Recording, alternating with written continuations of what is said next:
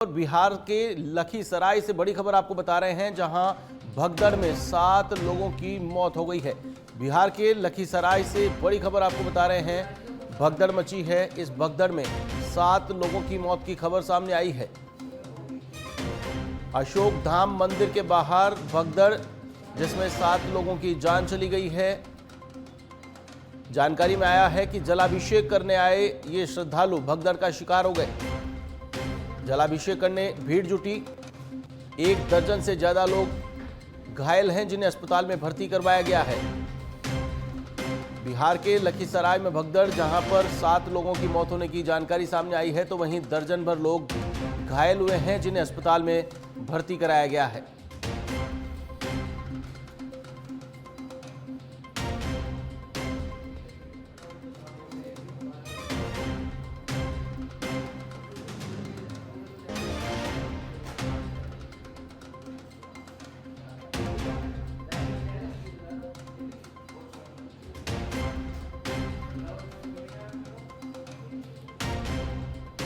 बिहार के लखीसराय से बड़ी खबर आपको बता रहे हैं, जहां जलाभिषेक के लिए पहुंचे श्रद्धालु भगदड़ का शिकार हो गए हैं। भगदड़ में 7 लोगों की मौत होने की खबर सामने आ रही है। 1 दर्जन से ज़्यादा लोग घायल हुए हैं, जिन्हें अस्पताल में भर्ती कराया गया है। अशोक धाम मंदिर के बाहर भगदड़ मची है। जानकारी के अनुसार जलाभिषेक करने आए श्रद्धालु भगदड़ का शिकार हुए हैं। 1 दर्जन घायलों को अस्पताल पहुंचाया गया है। बिहार के लखीसराय से ये बड़ी खबर आपको बता रहे हैं।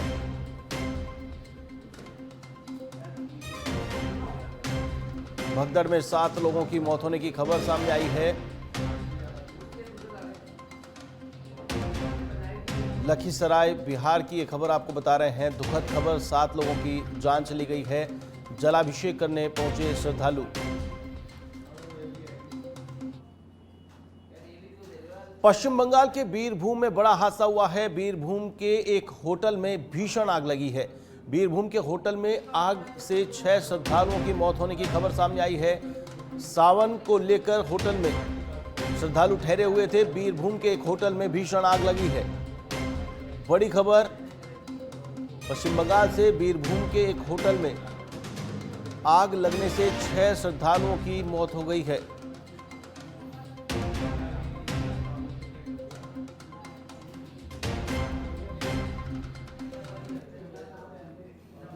मुख्यमंत्री भजनलाल शर्मा का आज 12 झालावाड़ दौरा है। सुबह 10:30 बजे जयपुर एयरपोर्ट से रवाना होंगे मुख्यमंत्री भजनलाल शर्मा। सुबह 11:30 बजे 12 कृषि मंडी स्थित हेलीपैड पर पहुंचेंगे। तो वहीं 11:40 पर कार्यक्रम स्थल पर पहुंचेंगे मुख्यमंत्री भजनलाल शर्मा। 12 झालावाड़ जिलों के विभिन्न विकास कार्यों का शिलान्यास और लोकार्पण का कार्यक्रम है। वहीं कार्यक्रम के बाद कृषि उपज मंडी में मुख्यमंत्री कार्यकर्ताओं से संवाद करेंगे। दोपहर 2 बजे 12 से जयपुर के लिए रवाना होंगे मुख्यमंत्री भजनलाल शर्मा। तो वहीं दोपहर 3 बजे जयपुर एयरपोर्ट पहुंचने का कार्यक्रम प्रस्तावित है। मुख्यमंत्री भजनलाल शर्मा आज 12 झालावाड़ के दौरे पर रहेंगे। सुबह 10:30 बजे जयपुर एयरपोर्ट से रवाना होने का कार्यक्रम है। 11:30 बजे 12 कृषि उपज मंडी स्थित हेलीपैड पर पहुंचेंगे सीएम भजनलाल। तो वहीं 11:40 पर कार्यक्रम स्थल पर पहुंचने का शेड्यूल। 12 झालावाड़ जिलों के विभिन्न विकास कार्यों का लोकार्पण और शिलान्यास करेंगे मुख्यमंत्री। कार्यक्रम के बाद कृषि उपज मंडी में मुख्यमंत्री संवाद करेंगे कार्यकर्ताओं से। दोपहर 2 बजे 12 से जयपुर के लिए रवाना होंगे मुख्यमंत्री भजनलाल शर्मा। दोपहर 3 बजे तक जयपुर एयरपोर्ट पहुंचने का कार्यक्रम प्रस्तावित है। इस खबर पर अधिक अपडेट के लिए मेरे साथ फोन लाइन पर मौजूद है हमारे पॉलिटिकल एडिटर लाल सिंह फौजदार। लाल सिंह, मुख्यमंत्री 12 कृषि उपज मंडी में कार्यकर्ताओं से संवाद करेंगे। 12 झालावाड़ का दौरा है, विभिन्न विकास कार्यों की सौगात देंगे, क्या अपडेट? जी आशीष, बिल्कुल आज मुख्यमंत्री भजनलाल शर्मा हाड़ौती के 12 जिले के दौरे पर रहेंगे और इस दौरान उनका 12 और झालावाड़ जिले के लिए कई सौगातें देने का कार्यक्रम है। अनाज मंडी 12 में यह कार्यक्रम आयोजित किया जाएगा, जिसमें करोड़ों के विकास कार्यों का शिलान्यास होगा, लोकार्पण होगा और इसके बाद मुख्यमंत्री भजनलाल शर्मा का युवाओं के साथ, कार्यकर्ताओं के साथ संवाद करने का कार्यक्रम है। प्रदेश भर के युवाओं के साथ संवाद करेंगे। 12 जिले के युवाओं के साथ सीधे जुड़ेंगे और बाकी के प्रदेश के जो अन्य जिलों से आने वाले युवा हैं उनसे वीसी के जरिए मुख्यमंत्री भजनलाल शर्मा का संवाद रहेगा। आपने देखा होगा इससे पहले भी लगातार कार्यक्रमों में, चाहे वो किसानों की बात हो, किसानों से संवाद करना, कलाकारों से संवाद करना, युवाओं से संवाद करना लगातार इन दिनों में किया जा रहा है, क्योंकि अधिकतर कार्यक्रमों में देख रहा हूँ कि युवाओं को जोड़ने की पूरी कोशिश की जा रही है पार्टी को से। लिहाजा इस कड़ी में तमाम नेता भी संवाद कर रहे हैं। मुख्यमंत्री भजनलाल शर्मा पहले से ही यानी कि अपने कार्यक्रमों में संवाद का एक हिस्सा जरूर रखते हैं, कार्यक्रम के बाद मिलते हैं युवाओं से। इसके अलावा अगर वैसे मैं बात करूं कि दौरा समाप्त होने के बाद भी कई बार अनऑफिशियल भी वो मिल लेते हैं, कोई पूर्व निर्धारित कार्यक्रम नहीं होता है, इसके बाद भी युवाओं से संवाद करते हैं, बुजुर्गों से संवाद करते हैं, किसानों से संवाद करते हैं, तो ये उनकी कार्यशैली का हिस्सा है। लेकिन आज 12 और झालावाड़ जिले के लिए बड़ा दिन है जब मुख्यमंत्री भजनलाल शर्मा बड़ी सौगातें अलग अलग क्षेत्रों में इन प्रदेश के अन्य जिलों के साथ साथ ही 12 झालावाड़ के लिए खास सौगातें देंगे। जी हाँ, बिल्कुल लाल सिंह, ये दौरा और ये शिलान्यास लोकार्पण का कार्यक्रम आगामी नगर निकाय चुनाव के लिए भी काफी अहम माना जा रहा है। जिस प्रकार से कार्यकर्ताओं से भी संवाद करेंगे मुख्यमंत्री, जीत का मंत्र दे सकते हैं। देखिए बिल्कुल ऐसे इसको जोड़कर देखा जा सकता है, क्योंकि अगर कल के कार्यक्रम पर नजर डालें तो 11,000 से करोड़ की अधिक योजनाओं का शिलान्यास लोकार्पण कल हुआ जब गृह मंत्री अमित शाह प्रदेश के दौरे पर रहे।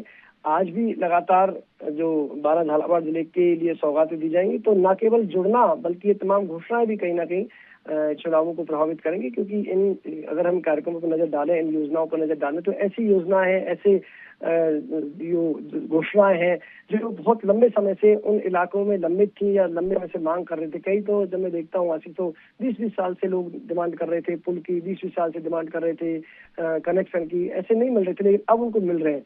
तो ऐसे में मैं कह सकता हूँ इसका भी प्रभाव पड़ेगा, युवाओं से संवाद होगा, सीधा इसका इफेक्ट कहीं ना कहीं नगर निकाय पंचायत चुनाव पर पड़ना तय है। जी बिल्कुल, चलिए तमाम जानकारी के लिए बहुत बहुत शुक्रिया। तो ये थे हमारे पॉलिटिकल एडिटर लाल सिंह फौजदार, जिन्होंने बताया कि मुख्यमंत्री भजनलाल शर्मा आज 12 झालावाड़ के दौरे पर रहेंगे, कई विकास कार्यों की सौगात देंगे, कार्यकर्ताओं से संवाद करेंगे, जीत का मंत्र देंगे।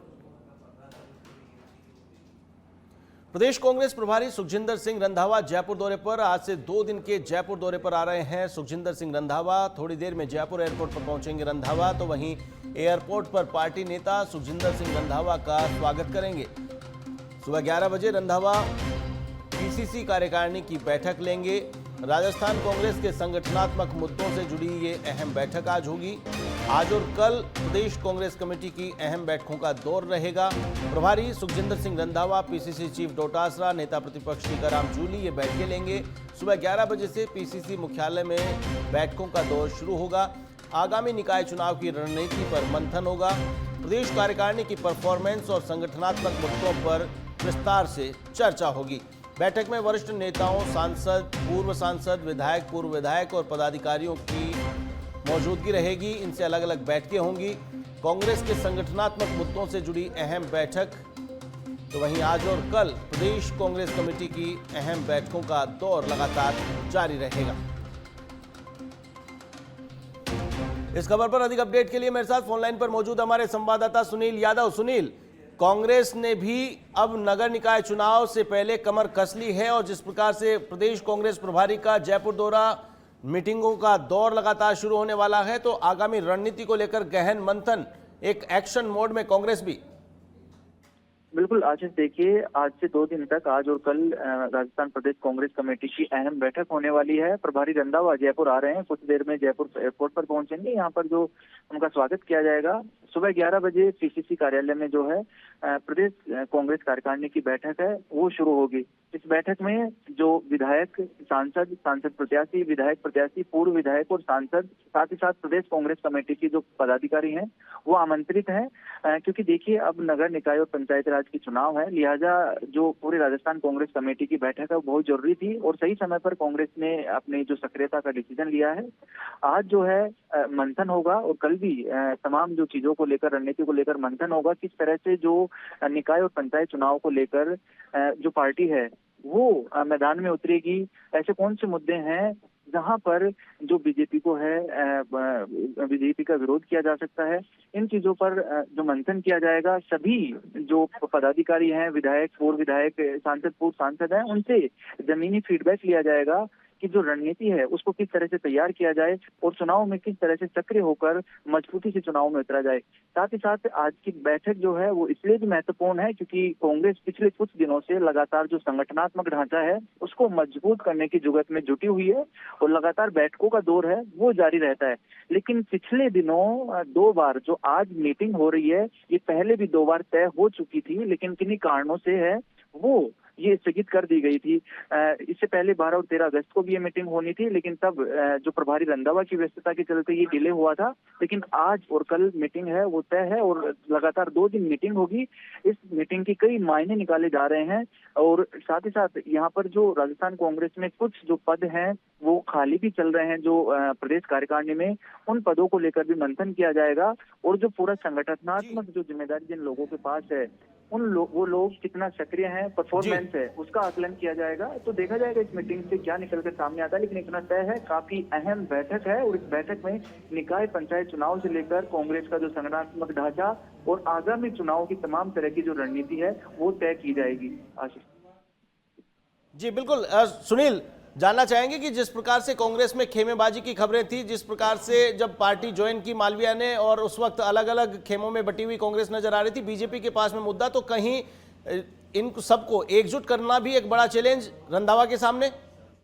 बिल्कुल आशीष, देखिए जब वो पूरा एपिसोड हुआ था जो हालांकि मालवीय की ज्वाइनिंग पहले हो चुकी थी, मालवीय जो भारत आदिवासी पार्टी के कुछ कार्यकर्ता थे उनको लेकर जयपुर आए थे, उनकी ज्वाइनिंग से जुड़ा हुआ ये वाकया है। उस वाकये के बाद क्योंकि जो प्रदेश के जो बड़े नेता हैं उनमें बयानों का दौर चला था और उन बयानों को लेकर बीजेपी ने कांग्रेस की गुटबाजी को है वो काफी सियासत की चाल चली थी। बीजेपी काफी हमलावर भी हुई थी। उसके ठीक बाद में दिल्ली में हाईकमान के साथ बैठक हो चुकी है और उसके बाद में अब प्रदेश कांग्रेस कार्यकारिणी की बैठक है, तो इसमें देखा जाएगा कि रंधावा किस तरह का टास्क देते हैं। जी बिल्कुल, चलिए तमाम जानकारी के लिए बहुत बहुत शुक्रिया। तो ये थे हमारे संवाददाता सुनील यादव जो बता रहे थे कांग्रेस प्रभारी प्रदेश दौरे पर हैं और 2 दिन लगातार बैठकों का दौर जारी रहेगा। संगठनात्मक मुद्दों पर चर्चा होगी। कांग्रेस के तमाम नेता इन बैठकों में शिरकत करेंगे। राजधानी जयपुर से बड़ी खबर आपको बता रहे हैं। नगरीय निकाय आम चुनाव 2026 को लेकर जयपुर जिले के निकाय चुनाव के लिए वार्डों के आरक्षण की लॉटरी आज निकाली जाएगी। जयपुर नगर निगम के कुल 150 वार्ड, इनमें से ओबीसी के लिए 30, एससी के लिए 20 रिजर्व, तो वहीं अनारक्षित महिला के लिए 30 सीटें रिजर्व रहेंगी। कलेक्ट्रेट सभागार में लॉटरी निकाली जाएगी। महिला आरक्षण की स्थिति भी तय की जाएगी।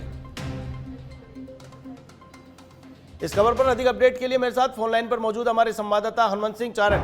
हनुमंत, लॉटरी निकाली जा रही है नगर निकाय चुनाव को लेकर, जिस प्रकार से ओबीसी की रिपोर्ट सबमिट की गई, अब सीटें निर्धारित की जाएगी वार्डवार, कितने वार्ड किसके लिए रिजर्व रहेंगे? बिल्कुल आशीष, जो है आज नगर निकाय चुनाव है उसके लिए जो वार्डों के आरक्षण की लॉटरी जयपुर जिला कलेक्ट्रेट में निकाली जाएगी और इस लॉटरी जो है पहले जयपुर नगर निगम जो के वार्ड है उसकी लॉटरी निकाली जाएगी। 150 वार्ड है, 150 वार्ड के जो है महिला आरक्षण व अन्य वर्गवार जो आरक्षण है वो निर्धारित किया जाएगा और जिसमें जनप्रतिनिधियों, राजनीतिक दलों के प्रतिनिधियों की मौजूदगी में ये लॉटरी निकाली जाएगी। लॉटरी जो है पहले 10 बजे नगर निकाय चुनाव वार्डों की लॉटरी निकालने का कार्यक्रम था, लेकिन वो जो अब 10:30 बजे कर दिया गया है। वहीं इसके बाद जो है पहले जयपुर नगर निगम के वार्डों की लॉटरी निकाली जाएगी। उसके बाद में जयपुर के जो कहा जा सकता है कि अन्य जो नगर परिषद और नगर पालिका है उनके लॉटरी निकाली जाएगी, जिसकी शुरुआत सबसे पहले जोबनेर से होगी। इसके अलावा चोमू नगर परिषद, चाकसू और बगरू समेत और नगर पालिका कालाडेरा, जवाहर रामगढ़, दूदू, अगी, फुलेराज, सांबर, किशनगढ़, रेनवाल, नारायणा, बस्ती, कानोता, नगर परिषद शाहपुरा, मनोरपुर और केजरोली समेत ये तमाम जो है इनकी लॉटरी निकाली जाएगी। वार्डों का अलग अलग निर्धारण किया जाएगा और इसके बाद जो तस्वीर साफ होगी, चुनावी तस्वीर, जो राजनीतिक दल है वो अपने अपने प्रत्याशियों की जुगत में जो है लग जाएंगे। तो आज लॉटरी निकालने की प्रक्रिया जो है कलेक्ट्री में शुरू होगी। इसके बाद महिलाओं और संबंधित सभी वार्डों का अलग अलग निर्धारण किया जाएगा। जी बिल्कुल हनुमंत, लॉटरी को लेकर के कई बार सवाल खड़े किए जाते हैं, तो क्या किस प्रकार की व्यवस्थाएं की गई हैं जिससे कि निष्पक्ष ये लॉटरी प्रक्रिया जिस पर सवाल खड़े ना हो? बिल्कुल, ये लॉटरी प्रक्रिया पूरी तरीके से पारदर्शिता के साथ आयोजित की जाती है और आपने आपने देखा होगा कि अभी कुछ दिन पहले जब ये नगर निगम के जो चुनाव के जो लॉटरी निकाली गई थी, इनके जो मेयर निर्धारित की लॉटरी निकाली गई थी कि किस नगर पालिका और नगर निगम में कौन से कैटेगरी का जो है चेयरमैन बनेगा, तो उसकी लॉटरी में जो है आपने देखा होगा पूरी तरीके से पारदर्शी, खासतौर से छोटे बच्चों को के हाथों से लॉटरी निकलवाई गई थी और पूरी तरीके से वीडियोग्राफी की मौजूदगी में ये सारा काम किया जाता है। तो ऐसे में पूरी तरीके से पारदर्शिता के साथ राजनीतिक दलों की मौजूदगी में एक एक चीज जो है कि कैमरे पे दिखाकर जो है लॉटरी निकाली जाती है ताकि किसी प्रकार का कोई विवाद नहीं हो। हालांकि आरक्षण की प्रक्रिया को लेके जो विवाद होता तो पंचायती राज में जो है ग्राम पंचायत वार्डों को भी जो लॉटरी निकालनी जानी थी, लेकिन वो फिलहाल जो है 1 महीने के लिए टाल दी गई है। लेकिन नगर निगम, नगर पालिका और नगर परिषद के वार्डों की लॉटरी का निर्धारण आज किया जाएगा। जी आशीष। चलिए, तमाम जानकारी के लिए बहुत बहुत शुक्रिया। तो ये थे हमारे संवाददाता हनुमंत सिंह चारण, जिन्होंने बताया कि लॉटरी निकाली जाएगी, नगरीय निकाय चुनाव के लिए वार्डों का आरक्षण निर्धारण होगा, लॉटरी प्रक्रिया के जरिए सीटें रिजर्व की जाएंगी। बांसवाड़ा से खबर है, नगर निकाय चुनाव के लिए लॉटरी निकाली जा रही है। जिले के 85 वार्ड की आज लॉटरी निकाली जाएगी।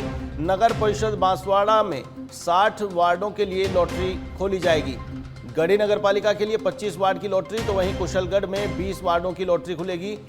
आज जिले के 85 पार्षदों को लेकर लॉटरी खोली जाएगी। लंबे समय से तैयारी की जा रही है,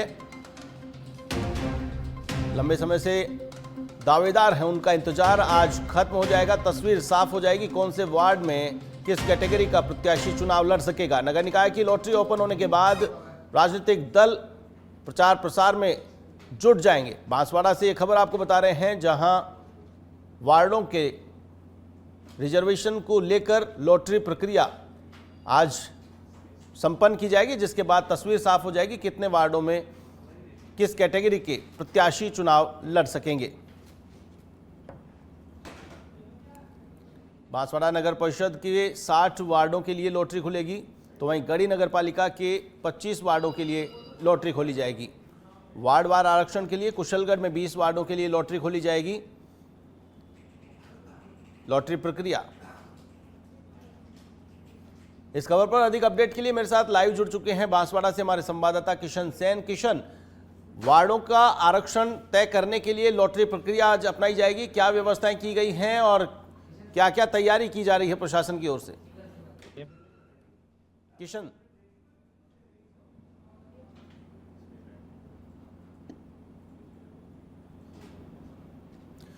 किशन, वार्डों के आरक्षण के लिए लॉटरी निकाली जाएगी, किस प्रकार से व्यवस्थाएं की गई हैं प्रशासन ने, पारदर्शिता बनी रहे, लॉटरी प्रक्रिया पर किसी प्रकार का कोई सवाल खड़ा ना हो?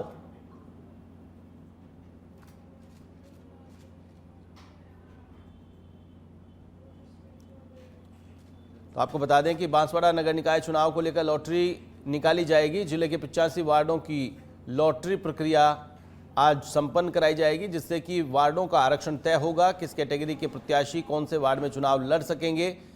विभिन्न नगरपालिकाओं के वार्ड पार्षदों के लिए भी लॉटरी प्रक्रिया।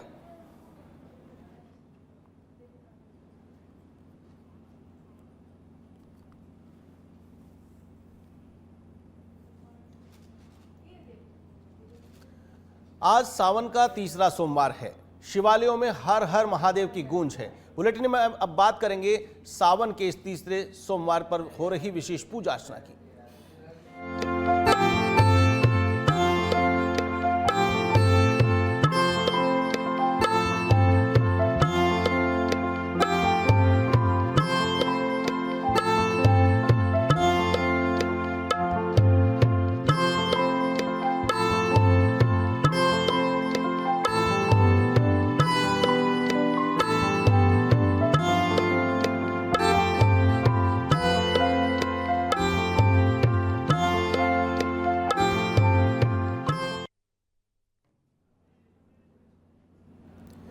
सावन के तीसरे सोमवार के मौके पर मुख्यमंत्री भजनलाल शर्मा ने सोशल मीडिया के तहत लोगों को शुभकामनाएं दी हैं। देवादिदेव महादेव को समर्पित पावन श्रावण मास के तृतीय सोमवार की समस्त प्रदेशवासियों को हार्दिक शुभकामनाएं। भगवान भोलेनाथ की असीम कृपा से सभी के जीवन में सुख समृद्धि, उत्तम स्वास्थ्य, शांति एवं आध्यात्मिक ऊर्जा का संचार हो। हर हर महादेव। सोशल मीडिया पोस्ट के जरिए मुख्यमंत्री भजनलाल शर्मा ने सभी को शुभकामनाएं दी हैं। सावन के तीसरे सोमवार को लेकर विशेष शुभकामनाएं प्रेषित की हैं।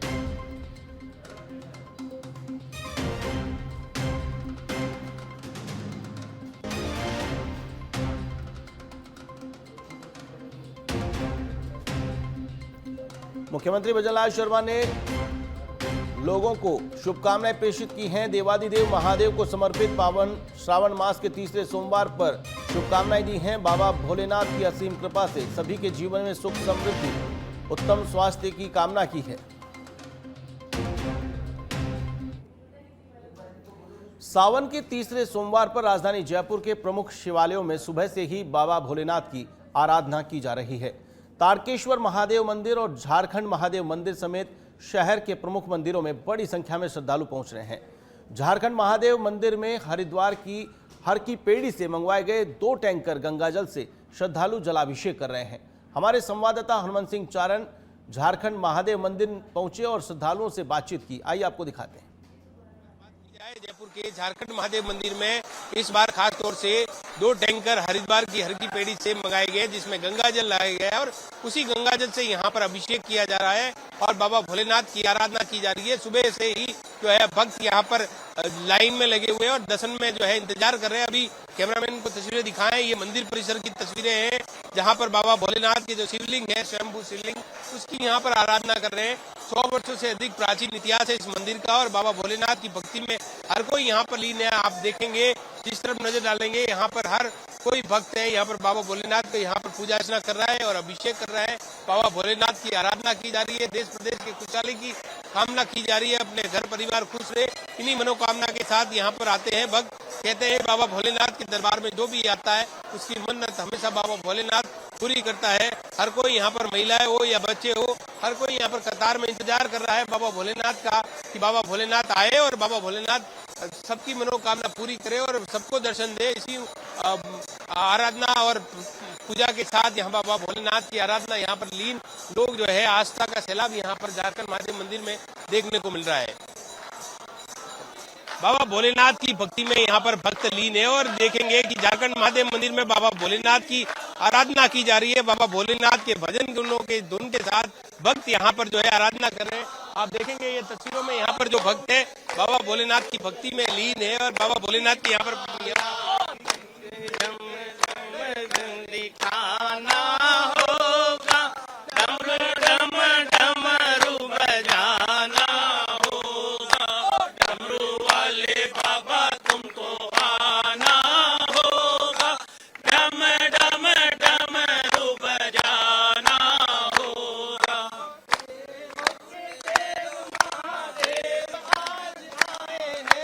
देवों के देव महादेव आज आए हैं। पिया विष का प्याला आए हैं, पिया विष का प्याला नित्य लाए हैं। भक्तों को दर्श दिखाना होगा, डम डमरू बजाना होगा, डम डम डम तुमको आना होगा, डम डम डमरू बजाना होगा, बाबा तुमको आना होगा, डम डम डमर बजाना होगा। बोले जय। देखिए यहाँ पर बड़ी संख्या में महिलाएं मौजूद है। वो बाबा भोलेनाथ की भक्ति के लिए आए, कहाँ से आए हैं और बाबा भोलेनाथ का आज दिन है, क्या वैशाली नगर बनीपाद से आए हुए हैं और पहली बार हमने कांवड़ यात्रा करी है 13 लेडीज ने। भगवान चाहा तो हम अगले साल 1300 लेडीज करेंगे। सावन का महीना है महिलाओं के लिए खास, सावन का महीना महिलाओं के लिए खास होता है, क्या कहना चाहेंगे? आज बाबा भोलेनाथ का दिन है। बस बाबा की कृपा है, उनकी कृपा हमेशा सदैव सब पर बनी रहे, सभी स्वस्थ रहे, सभी खुश रहे, सबका भला हो, सबका मंगल हो। आप क्या कहना? हम मंदिर दुर्गा मंदिर से चले हैं कांवड़ लेके 13 लेडीज, पहली बार हमने किया है और यहाँ झारखंड महादेव पे प्रस्थान किया तो हमने कांवड़ जल चढ़ाया। बहुत अच्छा लगा हमें, हर सावन में बाबा बुलाए ऐसी तमन्ना है। सावन का कितना महत्व होता है। बाबा भोलेनाथ का दिन है, आज सोमवार का दिन है, तीसरा सोमवार है। इस मंदिर में आए, कितनी आस्था है इस मंदिर के प्रति आप लोगों की कितनी आस्था? हमारी बहुत भक्ति है, बहुत आस्था है। हम कलकत्ते से आए हैं, झारखंड महादेव का नाम सुन के हम यहाँ पे जल चढ़ाने आए। हमको बहुत अच्छा लग रहा है यहाँ आके। महिलाएं हैं बड़ी संख्या में, आप देखेंगे मेरे पीछे तस्वीरों में जिस तरफ देखेंगे यहाँ पर आपको महिलाएं बाबा भोलेनाथ की भक्ति में हर कोई लीन है और बाबा भोलेनाथ की आराधना यहाँ पर कर रहे हैं भक्त, क्योंकि बाबा भोलेनाथ का दिन है और सोमवार का दिन है और सावन का महीना है। तो हमें ऐसे में बाबा भोलेनाथ की पूजा अर्चना और आशीर्वाद यहाँ पर भक्त ले रहे हैं। कैमरा पर्सन दिनेश मेहरा के साथ हनुमान सिंह चारण, सच में धड़क, जयपुर।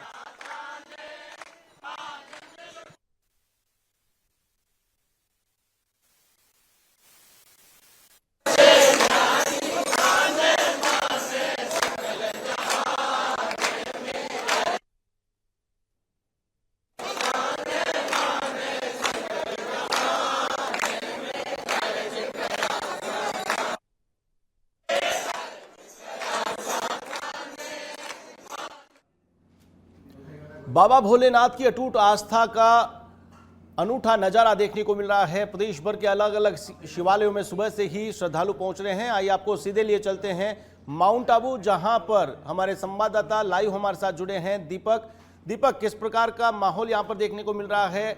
आस्था का अटूट महासंगम शिवालयों में देखने को मिल रहा है। भक्त सुबह से ही शिवालयों में जल अर्पित करने के लिए पहुंच रहे हैं। माउंट आबू में किस प्रकार के दृश्य आप देख पा रहे हैं? देखिए आशीष, आपको बताना चाहूँगा कि माउंट आबू का मौसम एकदम हल्की हल्की रिमझिम बारिश हो रही है और ऐसे में सावन का तीसरा सोमवार है। आज हम हैं सोमनाथ महादेव मंदिर पर। सोमनाथ महादेव मंदिर का वर्णन स्कंद पुराण के अर्बुद खंड में होता है, जिसमें बताया गया है कि मंदिर लगभग 5,500 साल पुराना है। ईश्वरानंद ट्रस्ट इस मंदिर की देखरेख करता है और मैं आपको बताना चाहूँगा कि यहाँ सुबह से रुद्राभिषेक चल रहा है और ऐसे में मेरे सहयोगी किशन मेरे साथ हैं। मैं आपको मंदिर में ले चलता हूँ। हालांकि अभी बाबा का श्रृंगार हो रहा है, इसलिए पर्दा पड़ा हुआ है बाहर से और अंदर श्रृंगार हो रहा है। लेकिन आप देखिए श्रद्धालु यहाँ पर बैठे हुए हैं और वो लोग सुबह से रुद्राभिषेक में साथ में पूजन वगैरह कर रहे हैं। और उसके साथ ही आपको बता दें कि ये सब रुद्राभिषेक में शामिल हुए हैं और ये जो कार्यक्रम है दिन भर रुद्राभिषेक का जारी रहेगा। सोमनाथ महादेव का जो मंदिर है, यहाँ पर 5 शिवलिंग वाला जो मंदिर है वो स्थापित है। एक साथ 5 शिवलिंग है यहाँ पर। और कहा जाए तो ईश्वरानंद गिरी जी ने इस मंदिर को काफ़ी अच्छे से डेवलप किया है और अभी भी इस मंदिर की देखरेख उनका ट्रस्ट करता है। सवेरे से दूसरी बार का ये रुद्राभिषेक चल रहा है और पूरे दिन ऐसे ही रुद्राभिषेक का कार्यक्रम यहाँ पर जारी रहेगा। तो कहा जाए जो सावन का ये तीसरा सोमवार है, इसमें लोग अपनी श्रद्धा से यहाँ पर मंदिरों में आ रहे हैं। ऐसे ही आपको बता दूं कि आज दिन में जो तीसरा सोमवार है, यहाँ पर कांवड़ यात्रा भी आएगी। जो यहाँ से गौमुख जो स्थल है, यहाँ पर गौमुख जो श्रद्धालु हैं, कांवड़िए हैं, वो गौमुख से जल भरकर करीब 750 सीढ़ी चढ़कर जल यहाँ लेकर आएंगे। तो ये एक श्रद्धा का भाव ही है कि 750 सीढ़ियाँ चढ़ के और लगभग 2 से 3 किलोमीटर पैदल चलने के बाद मंदिर पर आकर जलाभिषेक किया जाएगा। जी आशीष। जी बिल्कुल, चलिए तमाम जानकारी के लिए बहुत बहुत शुक्रिया। तो ये थे आबूराज से हमारे संवाददाता दीपक हमारे साथ लाइव जुड़े थे। तो रुक कर लेते हैं भरतपुर का, जहां से हमारे संवाददाता राजेंद्र जती हमारे साथ में लाइव जुड़े हैं। भरतपुर में किस प्रकार की तस्वीर देखने को मिल रही है? शिवालयों में शिव भक्तों का तांता लग रहा है। राजेंद्र, किस प्रकार से भरतपुर में आस्था का सैलाब देखने को मिल रहा है? श्रावण मास का आज तीसरा सोमवार है। भरतपुर में भी शिवालयों में हर हर महादेव के भोलेनाथ के नारे गूंज रहे हैं और सभी शिवालयों में महिला भक्तों की, पुरुष भक्तों की भीड़ लगी हुई है। आज एक पहली बात, इसके अलावा श्रावण मास के सोमवार के अलावा आज नाग पंचमी भी है। शुक्ल पक्ष की नाग पंचमी का विशेष महत्व माना जाता है और हम यहाँ इस समय खड़े हैं शमशानेश्वर महादेव मंदिर पर, जो काली बगीची पे काफी प्राचीन मंदिर है। इस मंदिर की विशेषता ये भी बताई जाती है कि इस भोलेनाथ का श्रृंगार सर्प करते हैं और 3 बार इनका स्वरूप बदलता, श्रृंगार का रूप बदलता रहता है। हमारे साथ यहाँ आप देख सकते हैं कि काफी महिला, काफी पुरुषों की और पूजा करने वालों की भीड़ लगी हुई है। हमारे साथ में भाई भक्तजन भी मौजूद हैं। आप बताएं कि आपने शिव जी की पूजा की है क्या? मैं हमेशा शिव जी के 1 महीने मतलब जयपुर में रहती हूँ, लेकिन मैं 1 मंथ के लिए भरतपुर आ जाती हूँ। और मेरा ये टारगेट होता है कि मैं 1 महीने शिव जी को कहीं छोड़ नहीं जाता है। मैं कुछ भी हो जाए, बीमार कितनी हो जाती हूँ, मैं जाती नहीं हूँ, दिखाने नहीं जाती। बहुत बड़ा प्रताप है इन भोलेनाथ का, जो शमशानेश्वर महादेव स्वयं को है ये। और इनके लिए मतलब शाम को फूल बंगला भी होगा। और अपन जो बात कहते हैं ना, ये इनके यहाँ पे वो सारी पूरी हो जाती है। जितना भी मन में सोचो, जैसे हम भाव रखते हैं भोलेनाथ हमारे ऊपर बड़ी कृपा दृष्टि मेरे ऊपर, तो मैंने अपने आजमाया हुआ है। मैं यही आती हूँ, काफी साल हो गए। मेरा घर बना था तो मैं यहाँ से कलश भी लेके गई थी। और अभी मेरे को बहुत सारी चीजें इन्होंने, मेरे बच्चों का सब कुछ मतलब भोलेनाथ ने कराया है। मैं बहुत विश्वास करती हूँ, बहुत अच्छे से पूजा। शाम को फूल बंगला भी होगा और वो सारे भक्तगण आते हैं। अभी कांवड़ भी हुई थी, बहुत सारी भीड़ हुई थी, आप थोड़ा लेट हो गए। और बहुत अच्छे से आप देख सकते हैं कितनी पूजा हो रही है, भीड़ हो रखी है। हर हर बोले बम बम बोले। और हर तक भक्तजन मौजूद, आप बताएं आपने शिव जी की पूजा की है? सबको ये पता है कि सावन जो होता है वो स्पेशली रूप से भोलेनाथ की पूजा हर वक्त होती है, पूरी साल भर। लेकिन सावन को स्पेशल रूप से इसलिए माना जाता है, ऐसा बोलते हैं कि भोलेनाथ पार्वती के साथ सावन में भ्रमण करते हैं। तो भोले जो है, जैसे कि नाम से चरितार्थ है, वो उतने ही भोले हैं। चाहे कोई भी सच्चे मन से उनको जाता है या मन में धारण करता है, उनकी सारी मनोकामनाएं पूर्ण होती है। और जिस हिसाब से भी आप ईश्वर को पूजते हो, भोलेनाथ को, उनको महादेव के नाम से भी जाने जाते हैं। क्यों? क्योंकि वो सब देवों के सबसे बड़े हैं। और इसी तरह से अगर आप शिव की पूजा अगर मन से, सच्चे मन से करते हैं, तो आप जो मन में धारणा रखते हैं वो सारी मनोकामनाएं आपकी पूर्ण होती है। ओम नमः शिवाय। ये थे हमारे साथ सभी भक्तजन जिन्होंने अभी पूजा पाठ चल रही है। और